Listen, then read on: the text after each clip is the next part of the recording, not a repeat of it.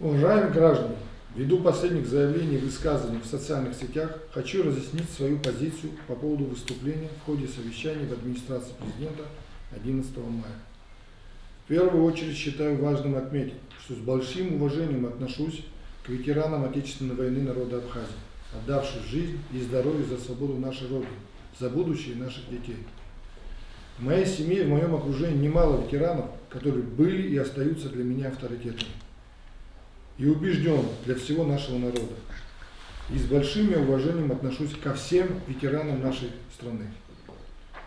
Война не закончилась в 1993 году. В 1993 году мы освободили, наши братья освободили территорию Абхазии от врага.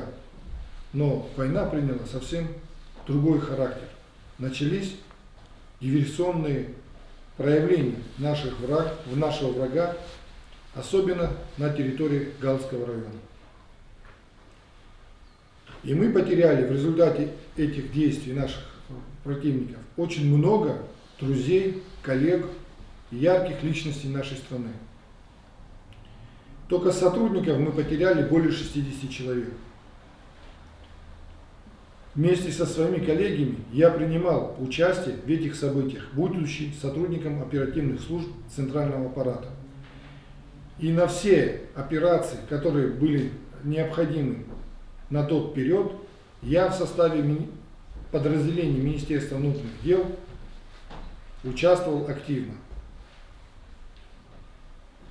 О том, что война не закончилась в 1993 году, является свидетельством то, что в 2011 году я потерял брата в результате проведенных акций со стороны спецслужб Грузии.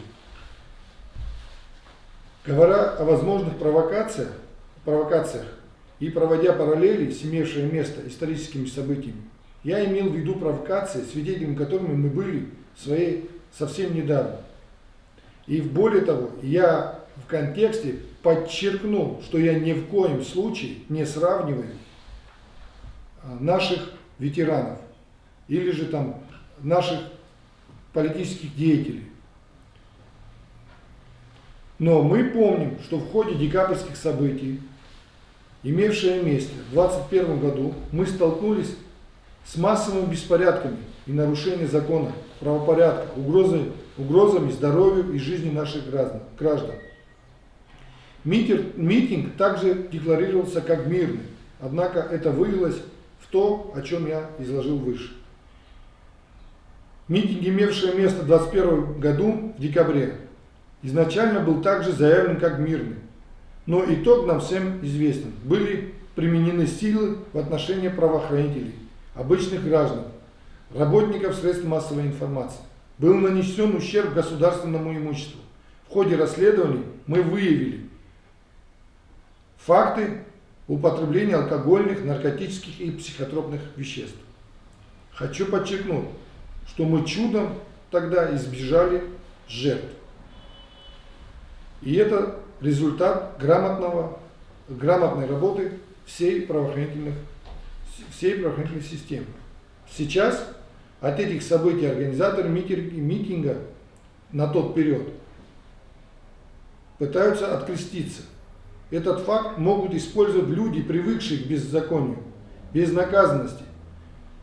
Безнаказанность поражает беззаконие. В преддверии курортного сезона дестабилизация внутриполитической обстановки будет крайне деструктивно влиять на социально-экономическую составляющую нашей страны.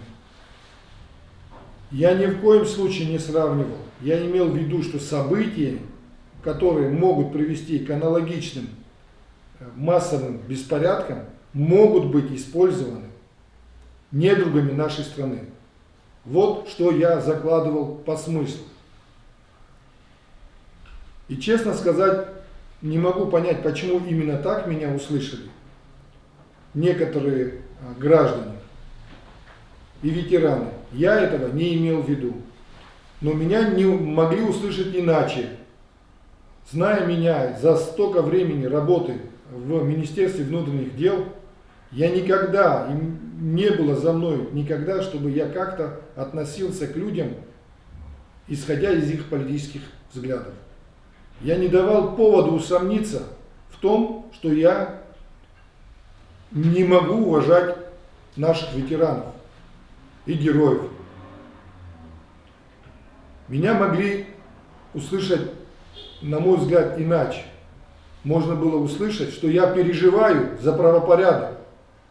Когда говорю я о правопорядке, я не разделяю граждан. Я имею в виду правопорядок, который распространяется на всех.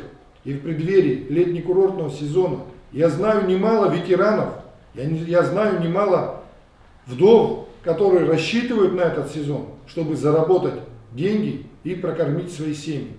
Вот какие моменты меня больше всего беспокоили. И вот что я имел в виду. Мне нужен правопорядок, мне нужно процветание нашей страны. И я для этого прилагаю все возможные усилия.